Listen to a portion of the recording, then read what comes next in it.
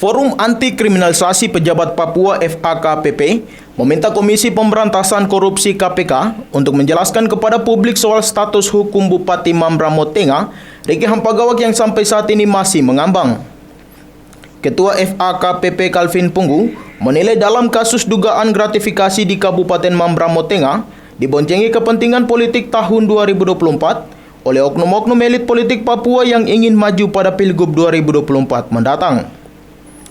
Pasalnya sejumlah tokoh agama di tanah Papua pada tanggal 13 Juli 2022 lalu telah datang ke kantor KPK dan kantor staf kepresidenan.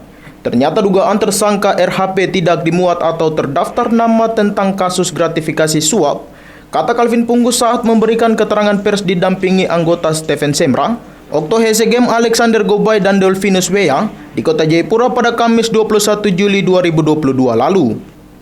Intelektual muda dari Mepago Alexander Gobay mengatakan KPK mempunyai kewajiban untuk penyampaian hal ini agar ada kepastian hukum soal kasus dugaan gratifikasi yang sudah menyeret Bupati Mambramo Tengah secara transparan di publik. KPK memberikan pernyataan khusus yang bisa menjelaskan kepada publik bahwa RHP tidak bersalah karena faktanya sesuai website resmi KPK, ternyata RHP belum terdaftar sebagai tersangka, jelas intelektual muda dari Mepago ini. Untuk mensikapi maraknya pemberitaan di berbagai media massa lokal dan nasional terkait kasus dugaan gratifikasi suap yang menimpa RHP, maka FAKPP menyatakan sikap sebagai berikut. Kami meminta kepada KPK jangan tebang pilih dalam penanganan kasus korupsi dan penanganan kasus-kasus di tanah Papua. Kami minta KPK harus transparan menjelaskan tugas sebagai Komisi Pemberantasan Korupsi, bukan Komisi Pengamanan Kepentingan Elit Politik. KPK telah membangun kebohongan publik terhadap pemberitaan informasi tentang gratifikasi suap pejabat publik atas nama RHP. Padahal faktanya di KPK dugaan tersangka RHP tidak dimuat, terdaftar nama tentang kasus gratifikasi suap. Masyarakat akar rumput mencari keadilan meminta kepada KPK untuk segera mengeluarkan statement tentang status RHP atas dugaan gratifikasi suap. Kami minta Kapolda Papua untuk tidak memainkan isu tentang persoalan RHP karena KPK sampai saat ini belum ada fakta yang membuktikan RHP terdaftar sebagai tersangka.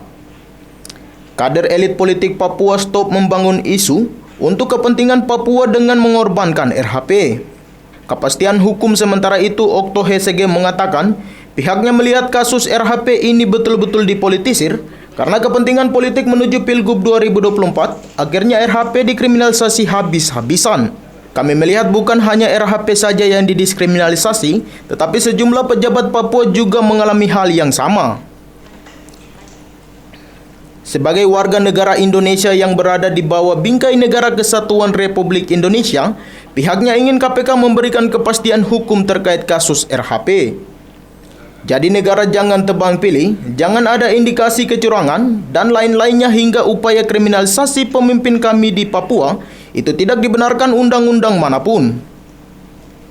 Dolfinus Wea menyesali pemberitaan media massa yang menyampaikan hoaks atau berita bohong, apalagi tanpa memperhatikan asas praduga tak bersalah, pengadilan oleh pers atau trial by the press, dan mengabaikan keseimbangan berita atau cover both side. Media massa menyampaikan keterangan hanya dari satu pihak saja dan mengesampingkan hak jawab dari keluarga dan pengacara hukum RHP. Oleh karena itu pihaknya telah menginventarisasi media massa tersebut dan akan membuat pengaduan secara hukum. Stephen Semra menerangkan pihaknya prihatin dengan pemberitaan media massa yang simpang siur yang seakan-akan menyatakan RHP telah melanggar hukum. Padahal media massa juga mestinya netral dan mengedepankan asas praduga tak bersalah, bahwa seorang dinyatakan bersalah apabila sudah ada keputusan pengadilan yang berkekuatan tetap. Dari kota Jayapura, Papua, Yesi Iriani, Jayapura Post, mengabarkan.